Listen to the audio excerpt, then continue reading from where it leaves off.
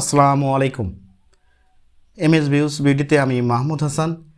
ইরানের যে আক্রমণ, মার্কিন যুক্তরাষ্ট্রে নির্মিত ঘাঁটি, মধ্যপ্রাচ্যের বিভিন্ন দেশে মার্কিন যুক্তরাষ্ট্রের যে ঘাঁটিগুলো ছিল সেই ঘাঁটিতে উন্নত প্রযুক্তি, সামরিক অস্ত্র ও সরঞ্জাম ছিল।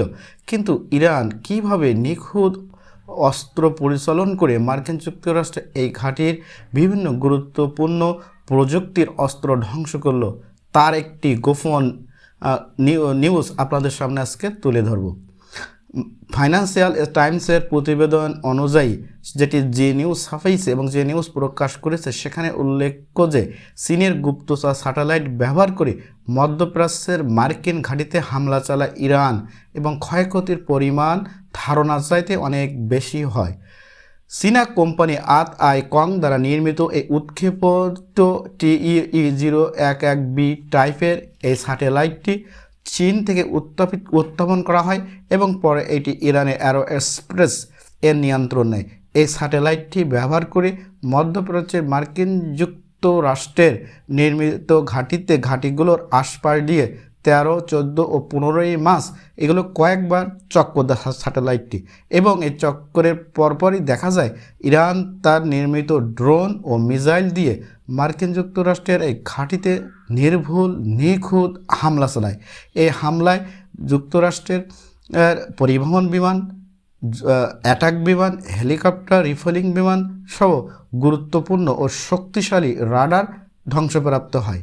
ইরান শুধু মার্কিন যুক্তরাষ্ট্রের ঘাঁটিগুলো ধ্বংস করে নাই, এ স্যাটেলাইট ব্যবহার করে ওই অঞ্চলে যেমন ওমান সাগর, লোহিত সাগর, পারস্য উপসাগর, এই সাগরগুলোতে মার্কিন যুক্তরাষ্ট্রের যুদ্ধজাহাজ ও অন্যান্য সামরিক সরঞ্জামের গতিবিধি নজর রাখে এবং এই স্যাটেলাইটটি তথ্য নির্ভুলভাবে পরিমাপ করে ইরান সেগুলোর উপর আঘাত হানে।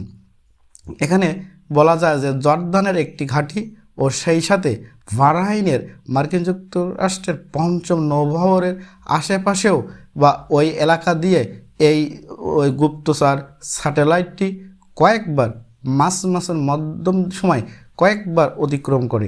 এর ফলে ওই সকল ঘাঁটিতে ইরান সফলভাবে হামলা চালাতে সক্ষম হয়, যার পরিপ্রেক্ষিতে ডোনাল্ড ট্রাম্প এখন বলতে বাধ্য হচ্ছে যে ইরানকে যে অস্ত্র সরবরাহ করবে তার উপর 50% অতিরিক্ত ট্রাফিক ধার্য করবে, অর্থাৎ শুল্ক ধার্য করবে।